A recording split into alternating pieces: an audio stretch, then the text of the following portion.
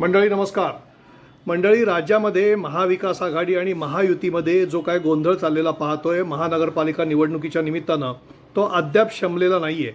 आज 30 तारीख आहे आणि 30 तारीख ही निवडणुकीचे उमेदवारी अर्ज दाखल करण्याची शेवटची तारीख आहे. अपेक्षा ही होती की शेवटचे 2 दिवस तरी उमेदवारांना शांततेमध्ये आपापले उमेदवारी अर्ज भरता येतील आणि ते दाखल करता येतील. कारण कसं आहे, परिस्थिती अशी आहे की तुम्ही यावेळेचे जर उमेदवारी अर्ज बघितले तर त्याच्यासोबत असणारी कागदपत्र जर बघितली तर हे अत्यंत क्लिष्ट आहे. म्हणजे ज्यांना मराठी समजत नाही ना, त्यांना तर हे उमेदवारी अर्ज भरणं अत्यंत कठीण आहे. म्हणून काही ठिकाणी तर चक्क 5-5 हजार रुपये देऊन लोक हे अर्ज भरून घेत आहेत. म्हणजे खाजगी ठिकाणी म्हणतोय मी तुम्हाला, आपले सरकार केंद्र जी आहेत काही ठिकाणची, ही आपले सरकार केंद्र खाजगी माणसं बसवून त्यांना 5-5 हजार रुपये प्रत्येक उमेदवाराला चार्ज करून त्यांच्याकडून त्यांना हे अर्ज भरून देत आहेत. दिवस रात्र हे काम चालू आहे आणि एवढं सगळं करूनसुद्धा या उमेदवारांना खात्री नाही आहे की आपल्याला उमेदवारी पक्षाची मिळेल म्हणून. अशी परिस्थिती अभूतपूर्व आहे. आणि ही परिस्थिती का निर्माण झालेली आहे तुम्हाला आम्हाला सगळ्यांना माहिती आहे.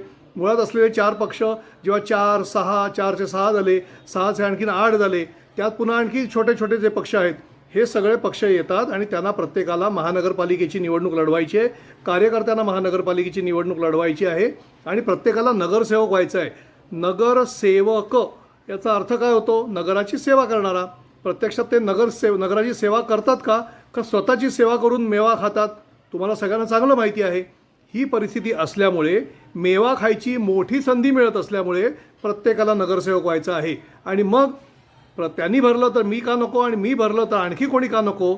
मग उमेदवारी देखील मागताना पक्षाकडे प्रचंड प्रमाणामध्ये मोठी संख्या भरलेली दिसलेली आपल्याला पाहायला मिळालेली आहे. अशा परिस्थितीमध्ये युती आणि आघाड्या होत नाही आहेत. मुंबई महानगर क्षेत्र जर बघितलं, म्हणजे मुंबई महापालिका जर धरलं तर याच्यामध्ये फक्त मुंबई, ठाणे आणि कल्याण डोंबिवली या 3च ठिकाणी युती झालेली आहे. तसं म्हटलं तर एक वसई विरारमध्ये झालेली आहे. मात्र वसई विरारमध्ये मुळात त्यांचं अस्तित्व काहीच नव्हतं. महायुतीचं बहुजन विकास आघाडी महत्त्वाची होती. या ठिकाणी झालेली आहे युती. तिथे महाविकास आघाडीची एकमेकांमध्ये आघाडी झालेली नाही आहे.